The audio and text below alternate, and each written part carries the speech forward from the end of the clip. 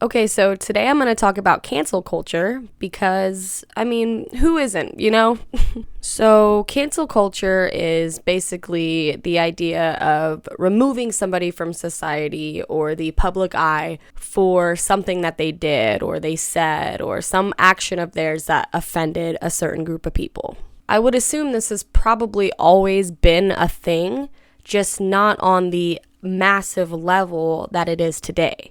And a lot of the times, these are very famous people or very big companies. And most of the time, they're accused of doing something very discriminatory or racially unjust. Therefore, they should be canceled from our culture. So I'm going to run you through some recent examples of cancel culture and make sure to stick around because I'm going to give you my thoughts on it as well. So last year in 2020, as part of the BLM protests, a group of activists in San Francisco started tearing down statues. Some of the targeted figures were Ulysses Grant, George Washington, and Francis Scott Key, who was actually the man who wrote the national anthem. The reason they were targeted were because these men were slave owners, which is terrible. Anybody will agree to that, right? There was a whole war fought and won because the majority of people realized that slavery was so wrong.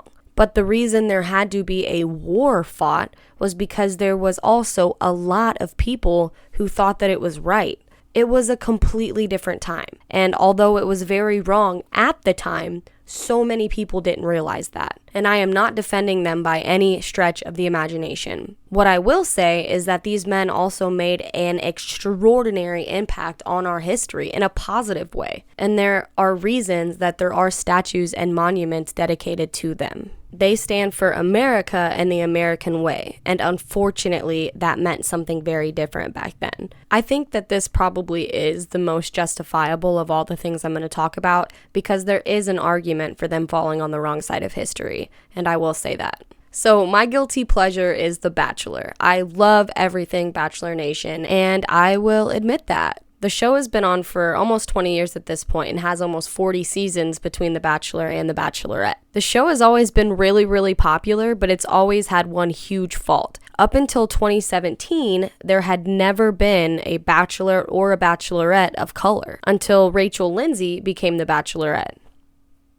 Again, during the BLM movement, a lot of activists were coming at the franchise for never having a male lead, a bachelor of color. So what did they do? They decided to make Matt James, a black man, the lead for the next season. So once the season started and the cast list of women came out for Matt James' season, a bunch of Bachelor fans started diving into the lives of all the contestants as they normally do, and they found that one contestant, Rachel Kirkconnell, had participated in some actions that a lot of people deemed racist. She had taken some pictures of her in a Native American costume. She had liked some photos of her friends with a Confederate flag in the background, but the most offensive picture of all was her and her friends at an antebellum themed party while she was in college. These antebellum parties pretty much celebrated a time of America before the Civil War when slavery was still in action. This party was in 2018 and Rachel had gone with some of her sorority sisters. Spoiler alert, Rachel Kirkconnell actually ends up winning the season, which means she ends up with a black man, which means she's definitely not racist, right? Not defending her actions whatsoever because I can see how people would have been offended by those things that she did, but she did end up with a black man. And I've never met a racist who dates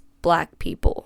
So moral of the story, Rachel Kirkconnell gets canceled, right? No. She actually doesn't. So before the season even ends, Chris Harrison, who's been the host of the show for all 40 seasons up until this point, decides to do an interview with none other than Rachel Lindsay about the Rachel Kirkconnell scandal. Basically, Chris Harrison is asking for grace for Rachel Kirkconnell until she comes out and says something. He says that people attack people for no reason, cancel culture is getting out of hand, and that 2018 was a different time, which I definitely don't agree with. He does come across a little arrogant and ignorant, which is not a good combination, but I do agree with his overall message, which is that this whole thing is getting way out of hand and that we should definitely give her some grace for actions that she had made in the past. So what happens? Chris Harrison gets canceled. Again, this man has hosted 40 seasons of this show over 20 years, and a couple days after the interview, the outrage was so crazy that The Bachelor actually announced that he would not be finishing the current season or hosting any of the following season.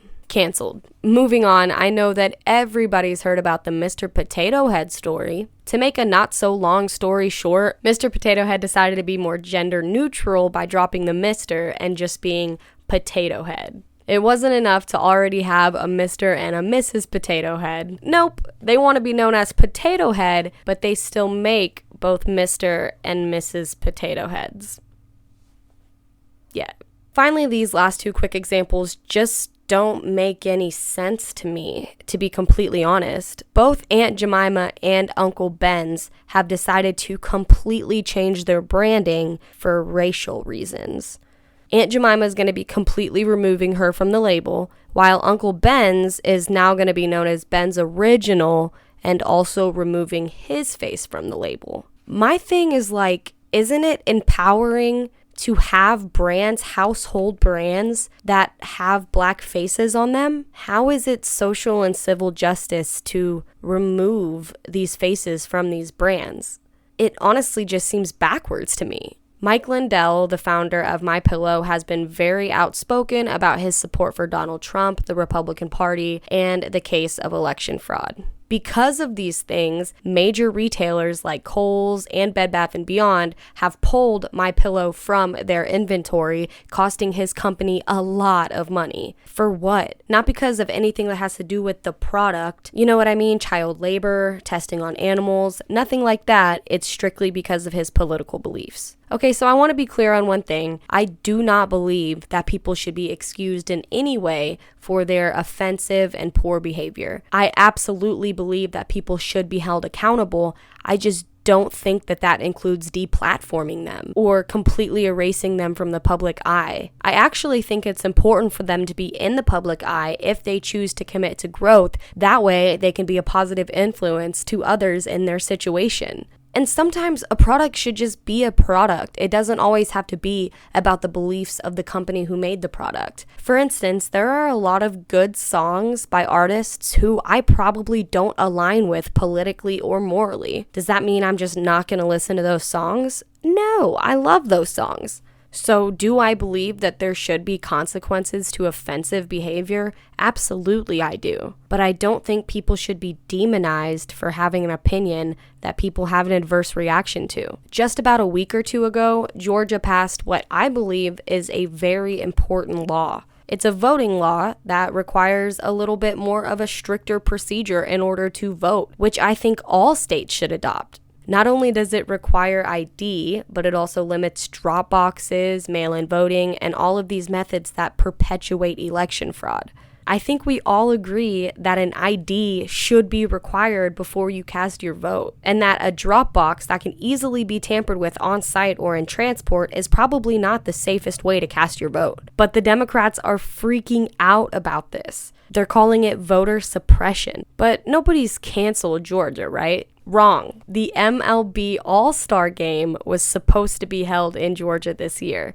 But guess what? The MLB withdrew the All-Star Game out of the state because 45 of over 1,000 players stood up against the voting laws in Georgia. The New York Times is actually calling this a warning to other states who may have ideas of passing similar laws.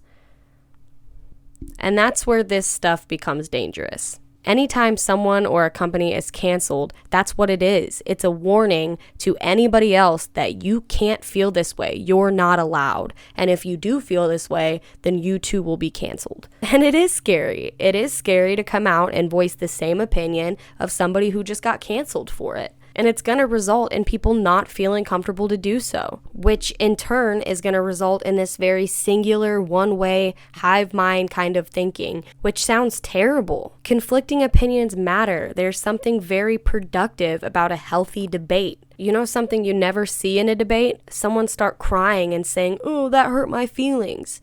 And that's all that cancel culture is somebody being shut down because they hurt somebody else's feelings. And then the offender has to do the work. You want to hear an unpopular opinion? Both people have a lot of work to do. Yes, the person at question should definitely work on being more sensitive to others' feelings. 100% agree with that. But don't you think that the person who was offended should also work on not being so sensitive to things that other people say? It's a two-way street, in my opinion. You absolutely cannot go around and just be offensive and say a bunch of mean things and not expect there to be consequences, but you're also setting yourself up for a pretty miserable existence if you're just offended by other people's actions. You gotta let that stuff roll off your back. You're asking a lot of other people when you put responsibility for your feelings on them. Look, unless somebody is explicitly attacking someone or a group of people and being very offensive to them, we have to protect conflicting opinions. Bottom line, we have to be respectful to one another, but a joke, a statement, an unpopular opinion, those things are just a fraction of who you are and should not define how you go down in history or how you're erased from it. Okay guys, this video was much more of a rant than anything else. Let me know your opinions on this. In mine, of course, it's out of hand, it has to be stopped, and it's just becoming really toxic. And the more we groom this way of thinking, the worse it's going to become. So if you don't agree with it, speak out against it, and help stop cancel culture. If you like this video, please hit the thumbs up, subscribe if you haven't already. Please let me know what you want me to talk about in the future. I'll see you on the next one. Bye-bye.